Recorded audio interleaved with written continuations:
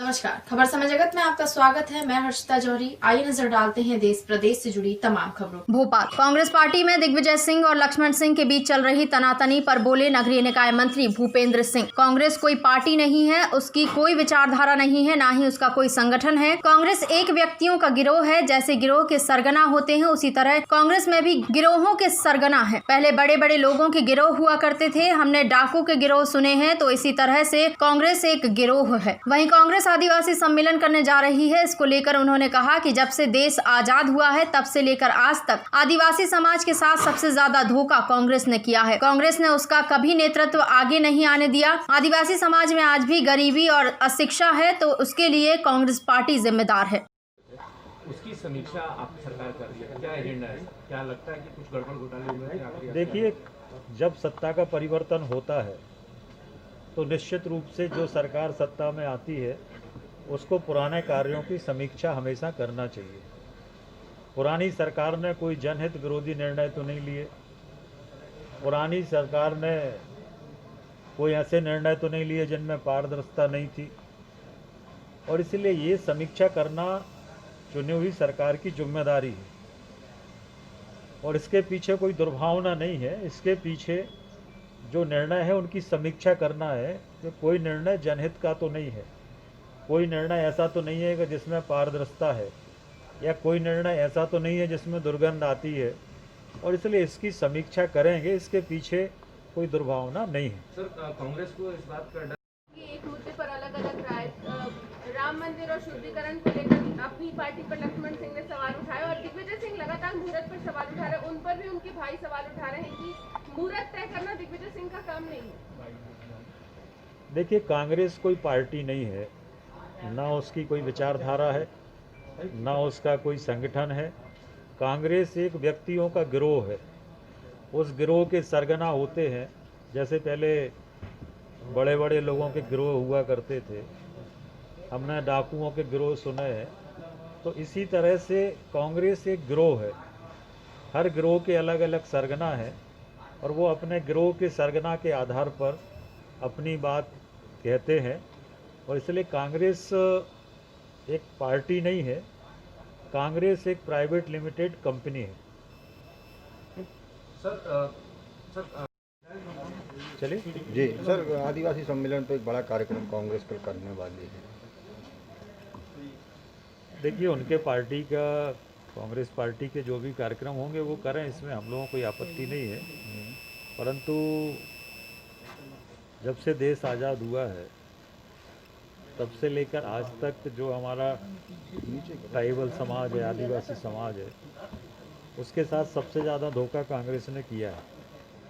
कांग्रेस ने कभी उनका नेतृत्व आगे नहीं आने दिया। कांग्रेस ने कभी ये नहीं चाहा कि वहाँ का जो ट्राइबल है किसी भी क्षेत्र का वो आगे बढ़े, और इसलिए अगर आदिवासी समाज में आज भी गरीबी और अशिक्षा है तो इसके लिए कांग्रेस पार्टी जिम्मेदार है।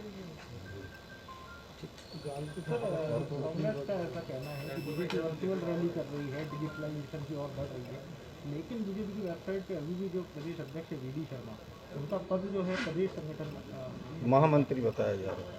देखिए, कुछ टेक्निकल चीज़ें रह जाती हैं तो वो ठीक हो जाएंगी, ये कोई ऐसे विषय नहीं है। परंतु देखिए, हम लोगों को अब टेक्नोलॉजी का युग है और इस बात को समझना पड़ेगा कि अब टेक्नोलॉजी के माध्यम से हम सबको आगे बढ़ना पड़ेगा। कल से मध्य प्रदेश में वेबिनार शुरू हुआ है और आप देखेंगे कि कल वेबिनार में देश के विशेषज्ञ जुड़े और सब वर्चुअल के माध्यम से, वीडियो के माध्यम से सब जुड़े।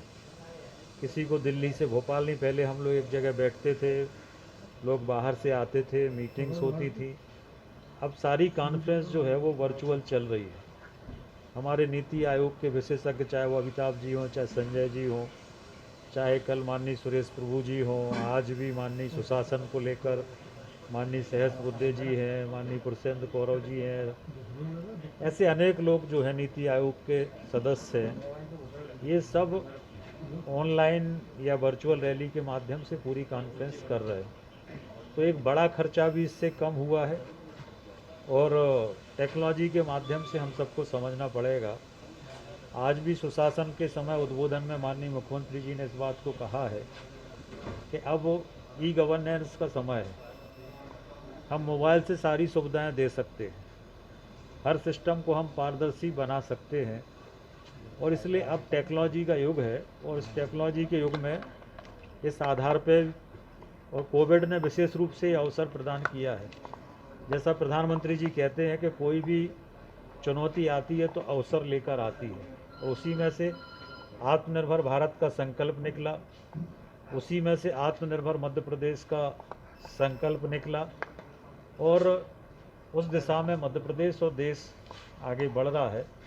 तो चुनौतियों को अवसर में बदलने का काम देश में माननीय मोदी जी ने, माननीय शिवराज जी ने मध्य प्रदेश में किया है। हम उनका हृदय से अभिनंदन करते हैं। सर कांग्रेस दिया था मैयर, चांचौड़ा और नागदा, सरकार इसको रोक देगी। पीछे मत करिए। देखिए, हर सरकार का अपना एजेंडा होता है, अपनी नीतियाँ होती हैं, अपने कार्यक्रम होते हैं, उस आधार पर सरकार आगे बढ़ती है और इसलिए सब चीज़ों की समीक्षा हो रही है। जहाँ जो निर्णय होगा वो करेंगे, परंतु भारतीय जनता पार्टी की सरकार कोई भी जनहित में लिया गया निर्णय वापस नहीं लेगी। खबर समय जगत के लिए संवाददाता शक्ति भारती, भोपाल।